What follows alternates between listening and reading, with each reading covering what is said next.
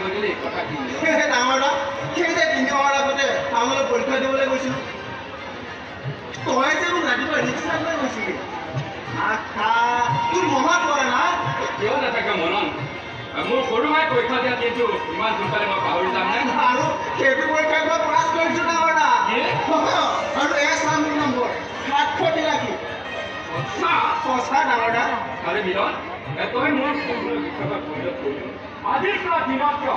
প্ৰয়োজন হ'লে মই ৰাতিও ৰিক্সা চলাম ৰিক্সা চলাই চলাই মোৰ দেহত তেজ পানী হৈ গ'লে তোক তিনিদিনীয়া পাহামেই পাঁচজন বোৱাৰী কাৰণে মাতি আনি খবৰটো নিদিয় কিয় তৰালি তৎক্ষণাত বাহিৰলৈ ওলাই আছোঁ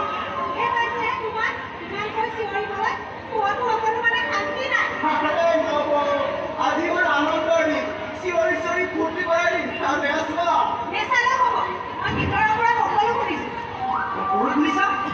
তেনেহ'লে তুমি মিলনত শুভেচ্ছা জনালে কিয় আমাৰ পৰিয়ালত ফাৰ্ষ্ট ইঞ্জিনিয়াৰিং পাছ কৰা মানুহ সম্ভৱ কি ভাল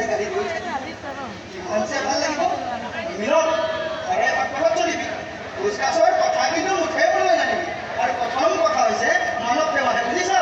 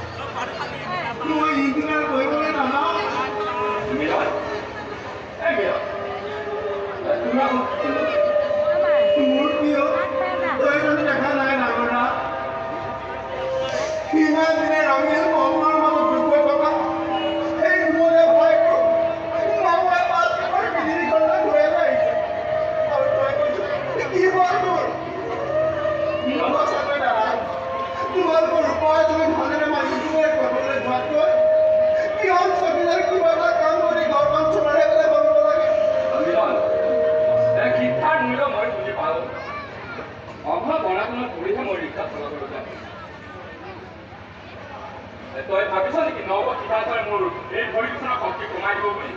এতিয়া দিনত 10 ঘণ্টা ৰিক্সা চলাব লাগে আৰু যদি তোক ইঞ্জিনিয়াৰ কৰিবলৈ যদি প্ৰয়োজন হয় তেতিয়াহ'লে মোৰ ৰিক্সা চলা দিন ৰাতি একাকাৰ হৈ পৰিব কিন্তু ইঞ্জিনিয়াৰ পঢ়াৰ খৰচ কিমান সেয়া নাজানো ডাঙৰা তই মোতকৈ আৰু বেছি নাজানো পাঁচজনক পঢ়াওঁতে যিমানখিনি খৰচ হৈছিল তাৰ হয়তো 2 গুণ বা 3 গুণ এয়াইতো এতিয়া খৰচৰ কথা বাদ দে তই যুদ্ধ শনিকৰ দৰে আজীৱন অস্ত কিন্তু ডাঙৰা সেইটো কথা বাদ দে তই এতিয়া কলেজলৈ যাবৰ কাৰণে বস্তু বাহিনী সাজ কৰি ল আৰু মহিনাবিলাক এই 4-5 দিন খাবৰ বাবে আৱশ্যক জাহাজত কৰি ল'বি দেই ডাঙৰা শুনিছিলোঁ দেৱতা দৰ্শন কৰিবলৈ মানুহে চুপ চুপ সেই তপস্যা কৰিব লাগে কিন্তু কোনো তপস্যা নকৰাকৈ তোৰ দৰে দেৱতাৰ মই দৰ্শন হ'ল ডাঙৰা সঁচাকৈ তই মানুহ নহয় তই দেৱতা তই দেৱতা ডাঙৰা মই তোৰ ওপৰতে ৰাখিম মই ইঞ্জিনিয়াৰ পঢ়িবলৈও যাম কিন্তু তাৰ আগত মোৰ এটা চৰ্ত আছে চৰ্ত কিহৰ চৰ্ত মোৰ চৰ্ত হ'ল মই ইঞ্জিনিয়াৰ পঢ়িবলৈ যোৱাৰ আগত তই বিয়া পাতিব লাগিব আৰে বিয়াৰ কথা মই সেইদিনাখনে চিন্তা কৰিম তই ইঞ্জিনিয়াৰ হৈ আহি এইখন ঘৰৰ চোতালত ভৰি দিয়ে মানে আৰু 4 বছৰৰ পাছত 4 বছৰ হৈও মিলন শুনিছ বৰুৱা শুনিছ মিলন শুনিছো ভিতৰৰ পৰা মই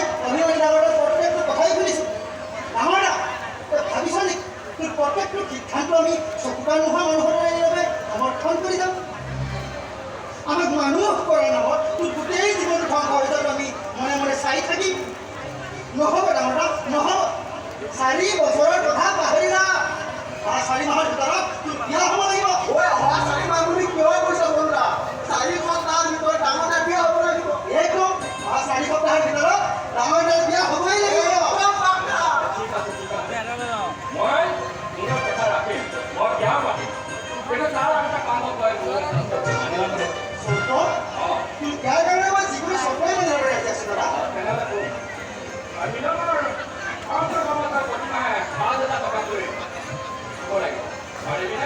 মানে দাদা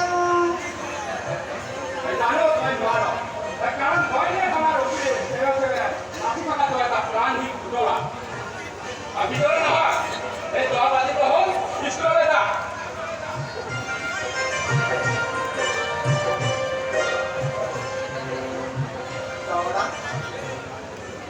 মোক আৰু একো কথাই নকবি। প্ৰথমে মোৰ সপোনৰ বিষয়ে দৌৰি যাবলৈ যায়, তই ইঞ্জিনিয়াৰ ঘূৰি আহ। তোৰ মূৰত মই কথাই কৈছো, তাৰপিছত মই চাইছো ছোৱালীজনীকে তহঁতক নৰ্ব হিচাপে ব্যৱহাৰ দিম, হ'বনে? আৰু এতিয়া যা, কলেজলৈ যাব গৈ নহয় যা না।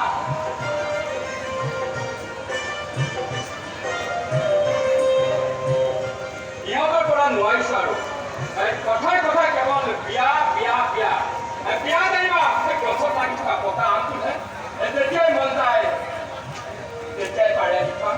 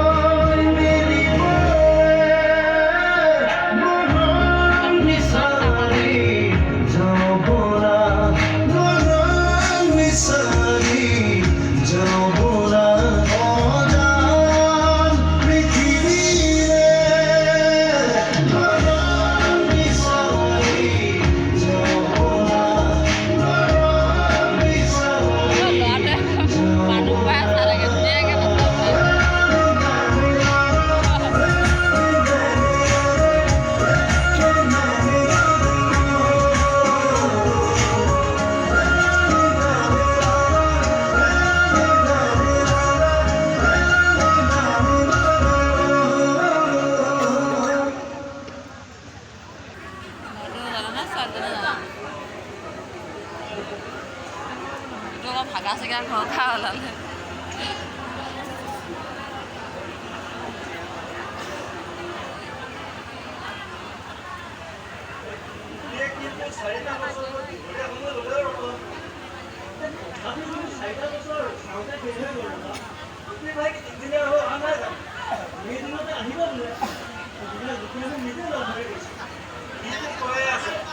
মিলন আজি আহিব কালি আহিব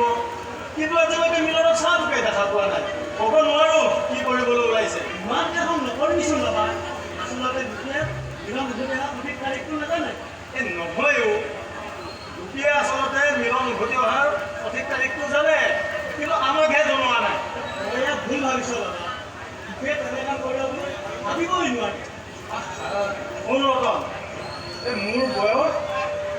বয়সৰ 3 গুণ গতিকে কোনটো কথা কেনেকৈ চিন্তা কৰিব লাগে সেইটো মই বৰ ভালকৈ জানো আৰু অনুৰতন তই এতিয়া গৈ গোপিক মাতি লৈ আন মই তই সুধি কি তোৰ বাহিৰত আৰু কিমান দিন থকি থাকিব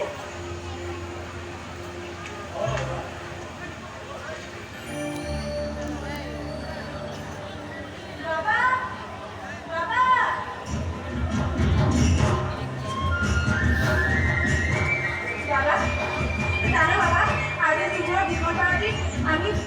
পাৰ্টিচিপেট কৰিছিলোঁ ইমান ধুনীয়া লাগিছিল আৰু কি জানো সিহঁতে লাজতে কম নোহোৱাৰ গুচি গ'ল আমাৰ যে কিমান ফূৰ্তি লাগিছে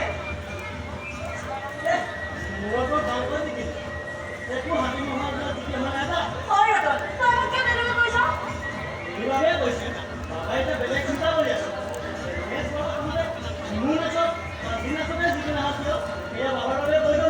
তাৰচোন বাবা নিজৰ ভাইটোৱে কেনেদৰে অপমান কৰিছে ৰতনে ঠিকে কৈছে চামেলি বাবা তই মোৰ কথা কিয় বেয়া পাইছ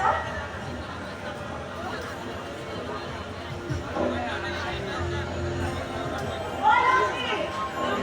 নহ'লে নামাতিলে একে জেগাতে থাকে না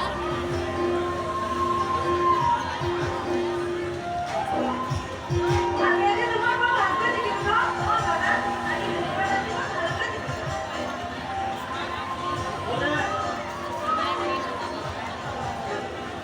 লক্ষ্মী চুমকি তহঁত এতিয়া ঘৰলৈ যা কিয় যাব মোৰ বিলত দুপৰীয়া খাবলৈ চাহলৈ মাতি দিছোঁ আৰু বাবাই মনৰ দুখত বিভিন্ন জেগালৈ যাব কৈছে লক্ষ্মী তহঁতে ভগৱানে আহিছোঁ তহঁতৰ বাবে কেতিয়া খুচি কেতিয়া আনন্দ লাগে একো ধৰিবই নোৱাৰি স্বামীনী আহিছোঁ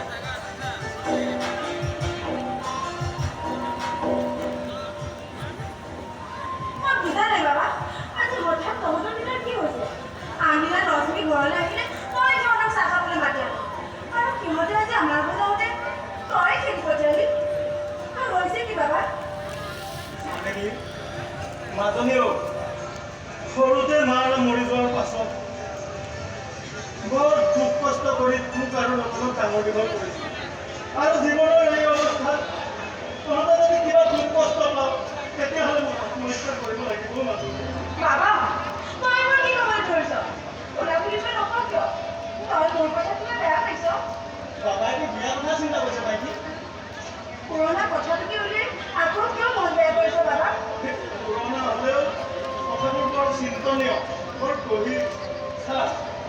টুপিৰ কথামতে তই জীৱনত 4টাকৈ বছৰ মূল্যৱান বছৰ পানীত পেলালি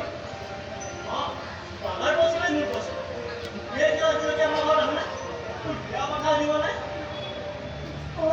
সেইটো কথা তাৰ মানে তহঁতে অসমীয়াৰ পৰা ব্যক্তিটোকে পাম বুলি মোৰ কাৰণে আছিলি নহয় বাবা বাবা এইফালে আছ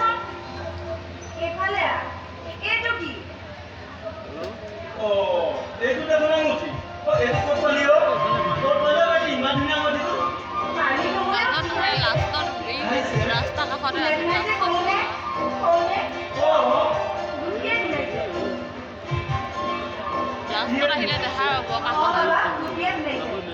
পৰহি দিনা বাগিচাৰ জোনলৈ আহি মোক পদাবলৈ এই আঙুঠিটো পিন্ধাই আমাৰ বিয়াখন একেবাৰে পাকা কৰি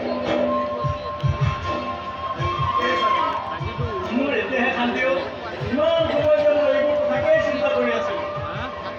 কিন্তু বহিবলৈ ইমান ভাল তই নিজে দেখা গোটেই ক'বলৈ মনা কৰিছিল আকৌ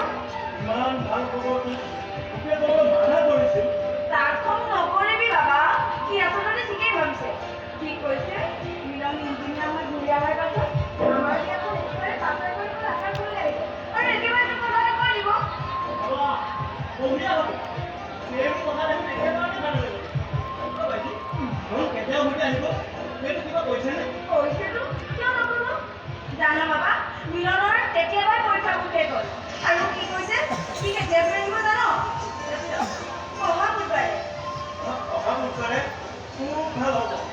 তাৰমানে অহা বৃহস্পতিবাৰে গোটেই কথাবোৰ চেষ্টা কৰিব আমাৰ ঘৰলৈ আহিব নহয়নে চামেলি অঁ বাবা অহা বৃহস্পতিবাৰে আহিব মই কিন্তু গতিকে নিজে শুনিবলৈ পাম সেই খোৱাবি হেৰি নহয় ৰবা সেই অহা বৃহস্পতিবাৰলৈ কেইটাদিন বাকী আছে সেইদিনা অকণ বিয়াৰ কথাবোৰ চেষ্টা কৰিব অঞ্জলি বাগিচা মোমাৰা হাতত মাতিব নালাগিব জানো কিয় নালাগিব লাগিব অঁ যা